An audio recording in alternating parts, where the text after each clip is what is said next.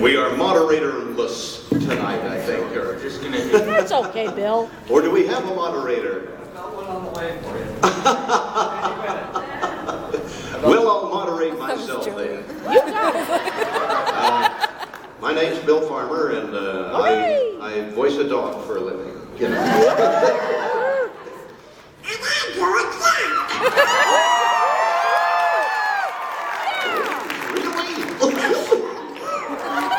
And we've worked together for about 30 years now, I guess it is. 30 fun-filled years. And I guess until the moderator, I don't know if they have questions for us, but hey, why don't we take questions from you? If any of you want to ask us anything, get the ball rolling, find out all of those things that you've always wanted to know about Goofy and Donald and Disney and voiceover, but we're afraid to ask. I guess just grab, there's a couple of microphones over there, and maybe we'll have, how do we work this? Just line up behind the microphone. Yeah, just there you go. yell out a mic, thing, and we'll see what goes on there. I'll gladly go first. What is your favorite Goofy's how-to video? My how-to, well, one of the few that I've done, and it's always nice to see something you've done, was how to install your home theater. Yeah. I was really pleased with the way that came out, because it just looked like the old ones. But I loved all the old ones. One of my favorites, though, was from 1947, The Art of Skiing, How to Ski. Incidentally, that is where the Goofy yell came from. And it was not done by Pinto Colvig originally. There was a yodeler that was on that particular cartoon named Hans Schroer. I guess a German person or something like that. And he was the guy who was doing yodeling in the thing, and he's the one that did the...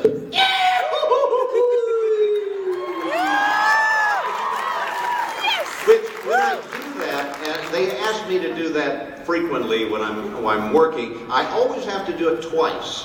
Because when I really do it, and that was kind of halfway, when I do it for real, it's very loud, and I always have to do it twice. Once for the engineer, I do it and they go, geez, I'll turn down the volume, and then I do it. And to really do it the loud way, it's kind of like,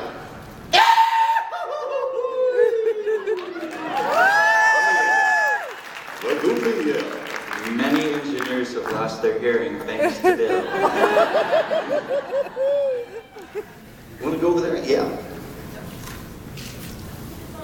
Just speak into the microphone. Now it's on. There you go. Hi. So you mentioned you've been working together for about 30 years, and so I'm thinking that probably part of your childhood was watching some of these cartoons.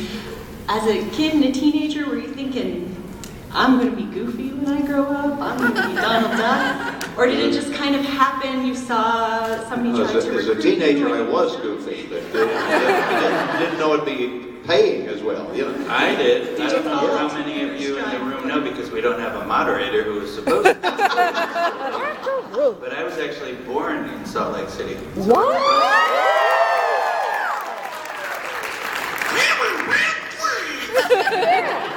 So I went with my dad to the Center Theater, which is no longer there, to see Mary Poppins when I was 4, and I looked at that with all that magic and special effects and thought, wow, I don't know where they do that or how they do that, but I want to do that.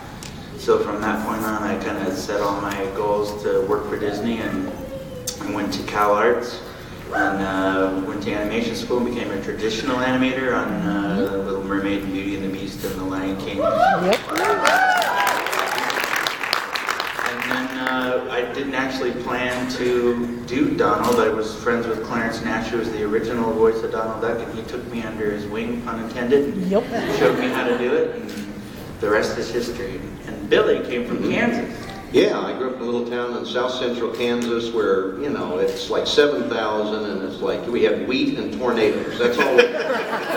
In one theater, and I was one of those kids that just went every Saturday, and in those days, it looked like a quarter, I think. So you could go see a couple of features and the Three Stooges and a cartoon. And I was just one of those kids that just loved animation and loved I love science fiction movies, and I was just a movie nut, and I just, I saw the cartoons and everything, and, I'd play around with the voices. I just found that I had a propensity for doing voices, and in the old days, I would do things like, Lucky in Bullwinkle, hey, Lucky, and those kind of things. Oh, hi, mate, it's Captain Crunch cereal.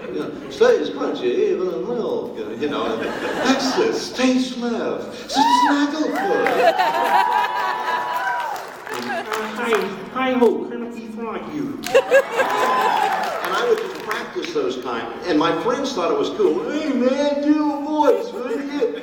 And as I got older, my friends would put me up to going through places like, McDonald's in a car, and they'd say, hey, man, order something in a weird voice, And I'd go, I'd like a Whopper with cheese, and Arnold the pig would like a Coca-Cola. And they'd look out, And it was just kind of fun. I didn't think it'd become anything. Well, I got to college and I had to pick a major, and I think, we don't have any kind of acting there, so I guess radio would be the closest. So I got a degree in broadcast journalism, kicked around in radio for a number of years, wound up in Dallas, Texas, and early in 1982, what changed my life was I always wanted to get into show business. I didn't know how.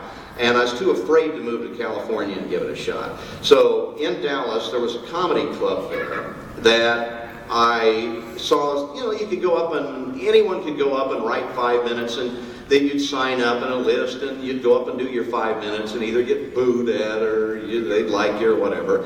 And the house comic has gone on to great fame, and he was just starting out, a guy named Bill who, if you know, Bill's a great guy. And he was the first one. I wrote a little 5-minute routine, did some impressions, and he said, hey, you ought to come back and do this from, keep up with it. Just keep coming back. And I started to do that. So within 6 months, I was starting to travel throughout Texas to other comedy clubs, getting hired, and just rose through the ranks up to where I was just starting to headline at clubs.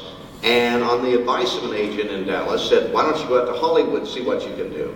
I left my wife in Dallas, so I commuted for nearly a year, but I came out, got an apartment in Hollywood, and about 4 months later, my agent that I was able to get in Hollywood says, do you do any of the Disney characters? Because at the time, there were several people doing Goofy and Mickey, maybe down in Florida, Disneyland, on records, and they all sounded different. And with the advent of the Disney Channel, they wanted everybody to sound the same. So Roy Disney, Michael Eisner, and all the company decided, let's settle on one voice for each of the main characters. And so I just got a cassette of the original Pinto Colvig and said, can you match this? And so I took it home over a weekend, laid it down in the studio, and about a month later they called me up and said, we'd like to use you as Goofy. And it's just for like that one time. They don't say, you are now the voice of Goofy forever. They don't do that. They still don't do that. I still don't know if I'm going to get hired again. But I go in, and I'll remember it's January 23rd of 87, and the first person I met was this guy right here. And I swear this is true. As an animator, he draws, he was sitting there just doodling Donald. And I looked over, I said, God, we don't have to draw these guys, do we? Because I'm really out of luck if they do. And said no, so I struggled through that session, and about a month later they used me again, and then again, and again, and now 29 years later they're still using me. So,